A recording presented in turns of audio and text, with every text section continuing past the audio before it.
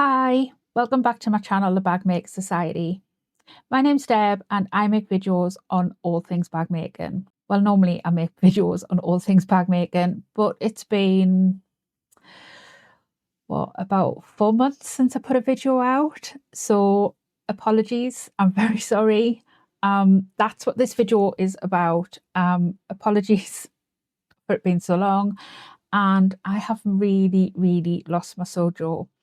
So I'm going to chat today about the reasons I've lost my Sewjo and kind of what I'm going to be doing to get my Sewjo back. So yes, it was about October time that I last put a video out. For those of you that follow me on Facebook, Instagram, what have you, you may well have seen that I have been extremely poorly and I have just really been struggling with life in general.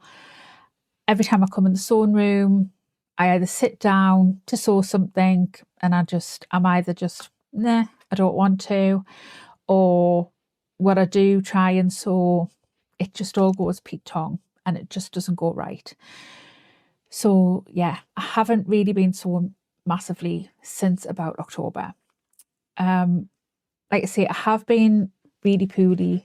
I started to become really unwell in about the summer. Again, for those of you that follow me, know me, you'll know that I do have some health conditions that I've had for a number of years, but these became significantly worse in around about the summer and then got progressively worse. And then sort of October time, yeah, I was, in a really sort of bad way. So I've just really took a step back since October. I have not been doing much at all. I have took as much of a step back from everything as I possibly could and just really try to be kind to myself is what I've been doing. There's not been any sewing going on, or there's been very little sewing going on. What I'm doing to try and get the Sewjo back, first of all, like I've just said, I am really trying to be kind to myself and take things slowly and take things gently. What I'm planning on doing going forward is sewing things that I want to be sewing. Over the last few years, I've definitely found that I've got into a habit of sewing what I think I should be sewing rather than what I really want to be sewing. I think having a business in the sewing industry, putting content out, I quite often will sew what I think people want to see as opposed to really what I want to be making. Not all the time, but quite often. So I think particularly this year, I'm going to really try and focus on sewing things that I want to be making as opposed to what I feel I should be making. You might notice these two little guys here. So I haven't been sewing any bags at all lately. I thought, right, I'm going to just see what I want to be making. Now I was asked to make a couple of memory cushions by those of you again that follow me will know that we lost my mum's best friend stroke kind of adopted sister, not back end of last year, the year before, and I was asked by her daughter to make a couple of memory cushions. So I made those for her and there was a lot of fabric left over and just couldn't bear to, discard it. Now, sort of, I put it to one side and I thought, what could I do with it? What could I make with it? And it was all sort of like jersey type material. It was from pajamas. And I thought I could make a memory bear. Now, I'd made a memory bear about 7 or 8 years ago and absolutely it was nearly the death of me. It was probably the fact that it was a really bad pattern and also I didn't have as much understanding of sort of interfacings and that sort of thing back then. So I thought, right, let's download a bit of a better pattern and have another go, which is what I did. And I actually really really enjoyed making it. And I ended up making 2. There was enough fabric to make 2. One went to my mum and one went to Carol's daughter. And they both were over the moon with them. So I then downloaded a Scotty dog pattern, and I made 3 Scotty dogs out of my dog that we lost in the summer, out of his bed, and half of the blanket that him and Bruce shared. Obviously we still have Bruce. Hamish was his brother. So I made 3 of those. I'll insert a picture. And they were gifted to my ex-husband, who was obviously who I got Hamish with 11 years ago, my son and my daughter, and they were gifted for Christmas, and they were really well received. I thoroughly enjoyed making those. I found them very difficult to make. I'm not going to lie, there wasn't quite a few tears shed, and you know, I can feel a little bit welling up just thinking about it, but I thoroughly enjoyed making those. I was able to put a little bit of his ashes in to gift that to, like say, my ex-husband, so that he had something of Hamish's. Yeah, I really did enjoy making those, and they came out so much better than I thought they would. These bears here, this one here needs its nose attaching. These are just made out of clothes that aren't sentimental. These were practice bears, so I cut these up and made them so that they weren't being made out of anything that was too sentimental before I tackled anything that was sentimental. So yeah, so those are the sort of things I've been making over the last few weeks once I've kind of get myself back into the sewing room. Other things I've been doing to kind of try and reignite my Sewjo is to have a nice, clean, tidy space. My space is, on the whole, always usually clean and tidy. I'm not one of those people that has things all over. This unit here is where I keep all of my fabrics and most of my sort of supplies and everything, so it's all neat and tidy and put away. But yeah, I've been kind of just organising, making sure that everything is kind of got a home and it's not a mess. Everywhere's been thoroughly hoovered. Everywhere's been thoroughly cleaned because I do like it tidy. I am a little bit of a weirdo. I have, like I say, just kind of been coming in and doing like little bits and pieces and just making myself kind of come in this room and enjoy being in this room and just doing bits and pieces, even if it's only just for 10 minutes.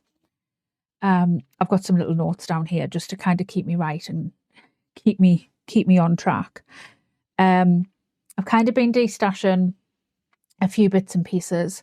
So like I say, because I do get overwhelmed with too much stuff, what I'm doing is I'm not bringing stuff into the sewing room while I'm not sewing. Obviously one of my favorite things to do is buy fabric and support small business. You know, I've got a small business myself. But I do find that I get really overwhelmed when I've got so much stuff to make and I'm not making. So in order to try and push me, because I want to buy the stuff, then I've got to make the stuff. I'm hoping that kind of works with my psyche anyway. So yeah, so like I say, I've been sort of tinkering with these bears, and I made I wish I took a picture, but I didn't. I made a Highland cow. Anybody again who knows me, especially in real life, will know I have an obsession with Highland cows. I absolutely love them. I made a Highland cow out of a pair of my old trousers that I'd had lying around that I've swore that I'm going to get back into. I'm kidding myself. I'm never going to get back into them. So I cut them up and I made a Highland cow. I gifted that to a friend who I knew was obsessed with Highland cows. I've made a little dachshund.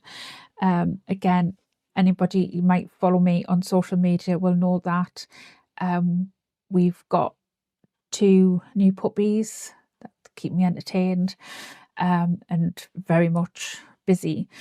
So Bruce was very much struggling after we lost Hamish in the summer. We didn't think he would, but he definitely was struggling. So yes, we have 2 more puppies. We only went for 1. We came home with 2.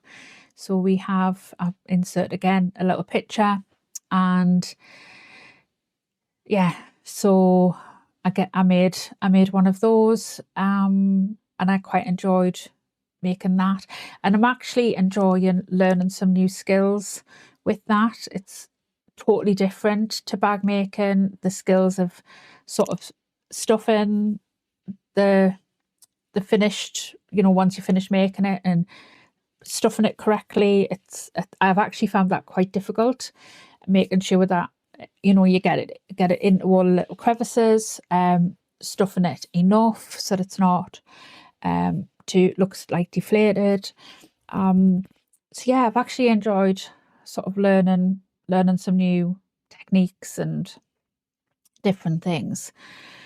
So bag making wise, my plan is probably to make a necessary clutch wallet, because that's always my go-to when I am feeling like this. I mean, this is probably the worst that I've felt for quite a while. It's probably the longest period that I've had in a number of years without sewing. So necessary clutch wallet is always my go-to to reignite my Sewjo. So I'm probably going to try and make one of those over the next few weeks. I'm probably going to try and make something out of this jacket. I don't quite know what yet. If you follow me on Instagram, you may well have seen, probably about 2 years ago, I made a bag out of a wool coat. It was a lavender and twine. I think it was a is it a rudenga? Is that how you pronounce it? I'm really bad at pronouncing things. I'll put some pictures in.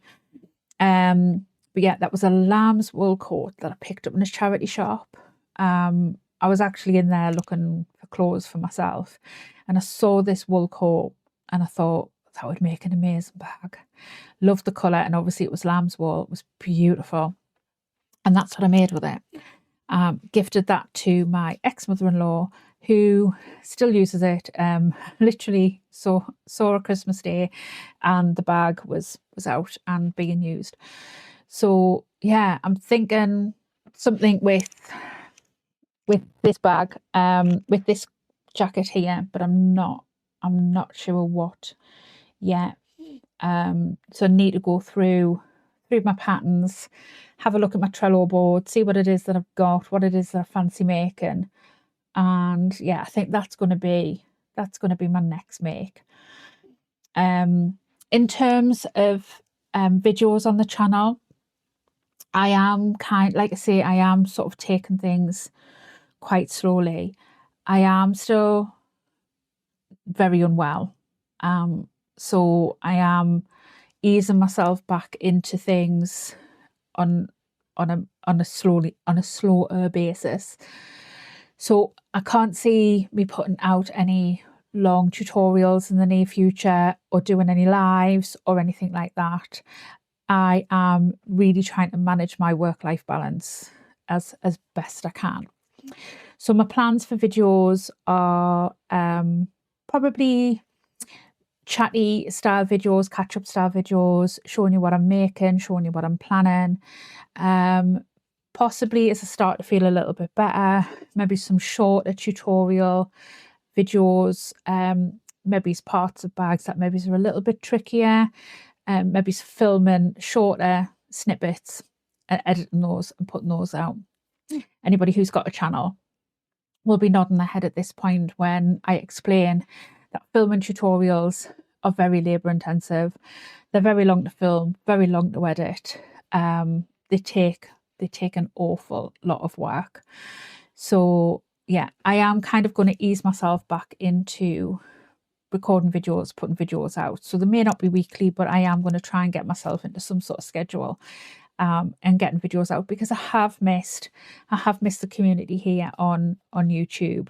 And yeah, And this video probably is a little bit disjointed because I am out of practice on recording, but I hope you've enjoyed the little catch up. Like I say, I am working on getting my Sewjo back, and who knows where it's going to lead. I am going to just, like I say, kind of anything that sparks my interest, I'm going to have a go at it. I do just want to say I have received a couple of coffees off people in the last couple of weeks. I don't actually know who. There was one on my coffee account, which I don't use very often. I think that was off Sue, so thank you, Sue. And then there was one on my Ko-fi account, like Kofi. When that's come through, it just says that someone has sent you a coffee. It doesn't actually give me the person's name, it just says someone. So whoever someone is, thank you very much. I really do appreciate it. I sometimes do receive them from people who've come across older tutorials that I've put out there who found them helpful, and then people will send me a coffee, and I can't tell you how much I appreciate it. It absolutely means the world that people want to support me and, you know, say thank you. And yeah, it's so appreciated. Thank you to everybody who's sent me emails and messages as well, because you know that I haven't been well and that I've been struggling, and you know, you've just sent me messages saying that you're thinking of me, and it really, really, really means the world. Like, I can't tell you. Thank you so much. So yeah, stay tuned. If you want to get in touch with me, my email address is always in the description box down below. That's always the best way to get in touch with me, because my Instagram and Facebook is sometimes a little bit hit and miss as to whether it sends me notifications of messages. So until next time, I will see you on another video soon. And until then, happy sewing. Bye.